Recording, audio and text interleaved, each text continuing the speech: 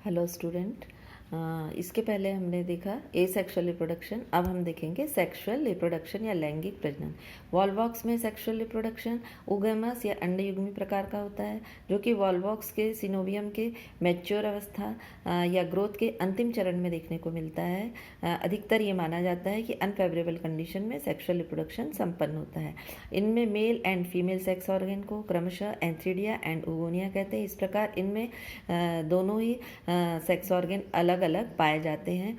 Male and female sex organ का निर्माण भी एक ही सिनोवियम या अलग अलग सिनोवियम पर भी हो सकता है। पहले हम देखेंगे डेवलपमेंट ऑफ एंथ्रीडिया या एंथ्रीडिया का विकास। एंथ्रीडिया के डेवलपमेंट या विकास के समय सिनोवियम या सुकाय के पोस्टीरियर रीजन की कोई भी पेरिफेरल सेल जो कि परिधि की ओर की कोशिका होती है साइज में बड़ी होने लगती है। ये अन्य सेल्स की तुलना में इसका जो साइटोप्लाज्म है ये डेंस होने के कारण स्पष्ट दिखाई देने लगता है। कुछ समय बाद ये फ्लास्क शेप की हो जाती है। तत्पश्चात इस सेल का साइटोप्लाज्म सिकुड़कर गोलाकार हो जाता है और इसमें कई सारे डिवीज़न होने से बहुत सारे एंथेरोजॉइड का निर्माण हो जाता है। ये एंथेरोजॉइड मेल गैमिट के या नर युग्मक के समान कार्य करने लगते हैं।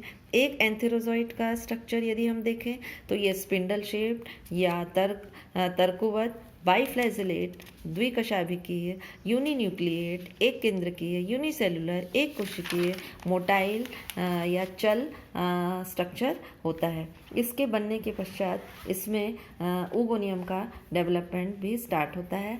oogoनियम का विकास के समय सिनोवियम के पोस्टीरियर रीजन की कोई भी सेल जो कि पेरिफेरल होती है ये साइज़ में बड़ी होने लगती है और अन्य सेल्स की तुलना में साइज़ में काफ़ी बड़ी हो जाती है, जिसके फ्लैजेला समाप्त हो जाते हैं और इसका साइटोप्लाज्म डेंस होकर डार्क कलर का हो जाता है। कुछ समय बाद इस सेल के चारों ओर एक थिक मेम्ब्रेन बन जाती है और ये बिना किसी डिवीज़न या विभाजन के साइज़ में बड़ी होकर डायरेक्ट ही ओवम में परिवर्तित हो जाती है, ओवम या अंड में परिवर्तित हो जाती है। प्रत्येक ओवम राउंडेड शेप का, थिक वॉल्ड, मोटी दीवार वाला, uninucleate, unicellular, non motile structure होता है और एक oogonia के अंदर केवल एक ही ओवम का निर्माण होता है।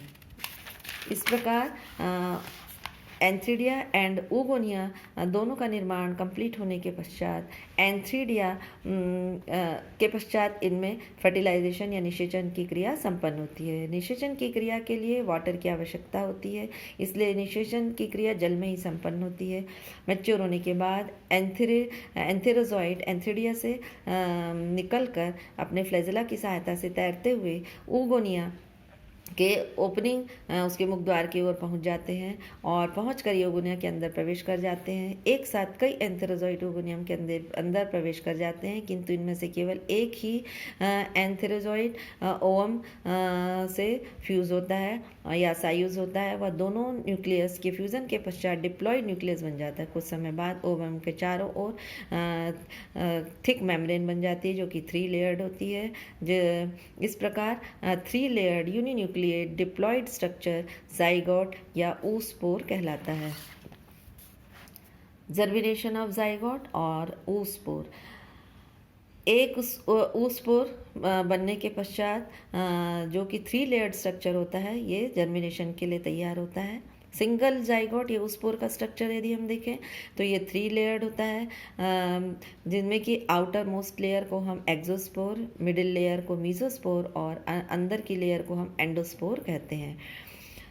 फर्टिलाइजेशन के बाद बना हुआ जाइगोट अब वाटर एब्जॉर्ब करके फूल जाता है, जिससे इसके एक्सोस्पोर और मीजोस्पोर ये दोनों लेयर फूलकर मोटी हो जाती हैं और कुछ समय बाद ही फट जाती हैं। इनके फटने से जो इनर लेयर एंडोस्पोर होती है ये एक वेसाइकल के रूप में बाहर निकल आती है। इस वेसाइकल में जाइगोट का साइटोप्लाज्म न्यूक्लियस शिफ्ट हो जाता है और इसके पश्चात ये जो डिप्लॉयड न्यूक्लियस है इसमें सबसे पहले एक मियोसिस या अर्धसूत्री विभाजन होने से 4 हैप्लॉयड न्यूक्लियस बन जाते हैं। चारों हैप्लॉयड न्यूक्लियस अपने चारों ओर साइटोप्लाज्म में जमा होने के कारण 4 हैप्लॉयड सेल्स में बदल जाते हैं। ये चारों हैप्लॉयड या अगुणित सेल्स बार बार सिंपल माइटोटिक डिवीज़न द्वारा डिवाइड होकर कई सारी सेल्स बना देती हैं, जो कि एक स्मॉल सिनोवियम को बना लेता है। इस प्रकार स्टूडेंट्स, आपने देखा कि वॉल्वॉक्स की लाइफ साइकिल जो होती है ये बहुत ही सिंपल होती है और 2 विधियों द्वारा इसमें सिनोवियम का निर्माण होता है। Thank you.